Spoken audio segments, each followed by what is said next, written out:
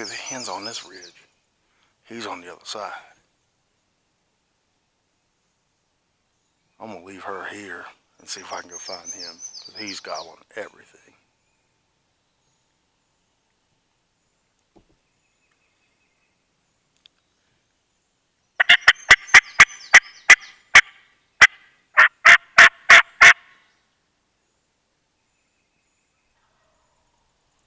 And he's moving around too, so I'm gonna stop calling and see if I can go find him. See what happens. Come on, Dylan. We got working that bird. And a real bad rainstorm came. So we sat side by side and waited it out. Well, the bird changed hollows on us during the rainstorm.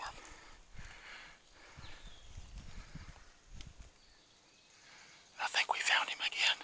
We'll try this.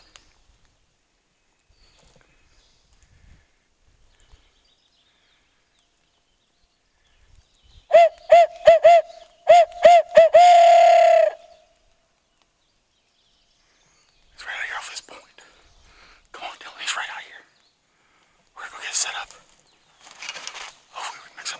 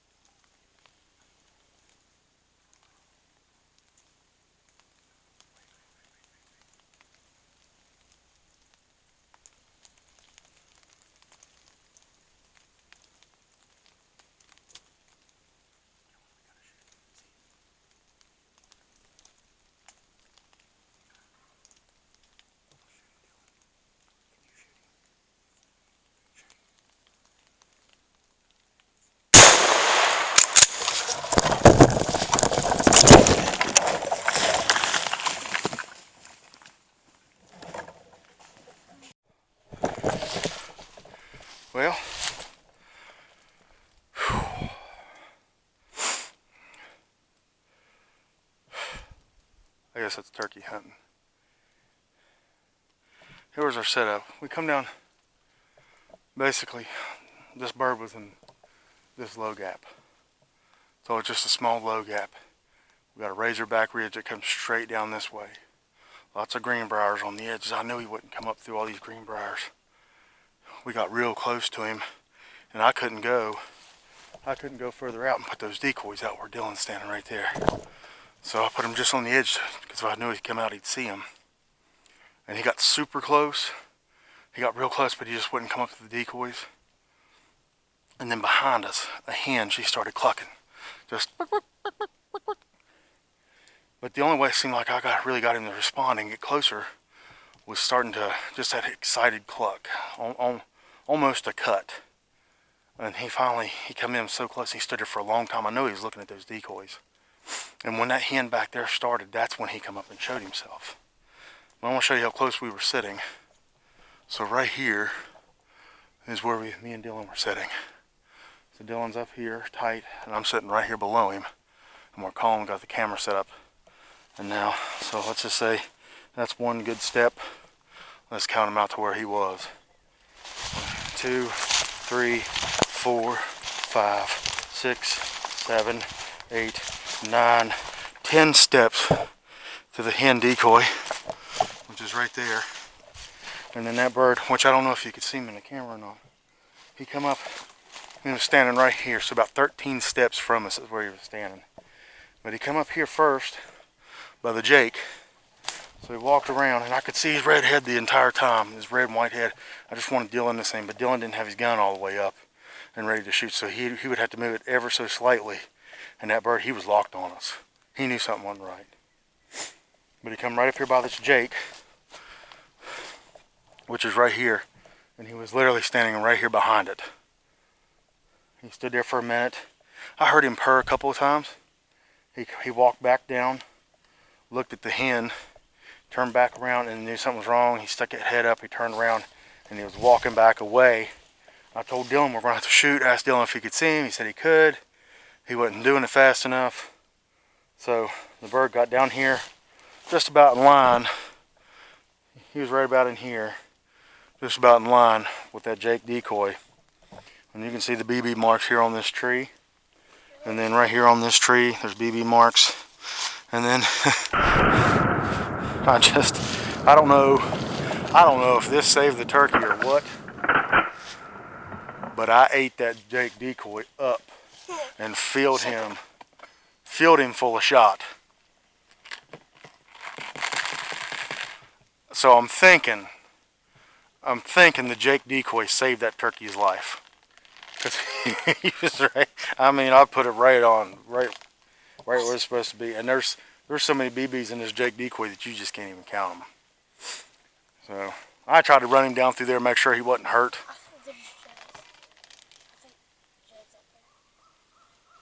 See who the hell's going.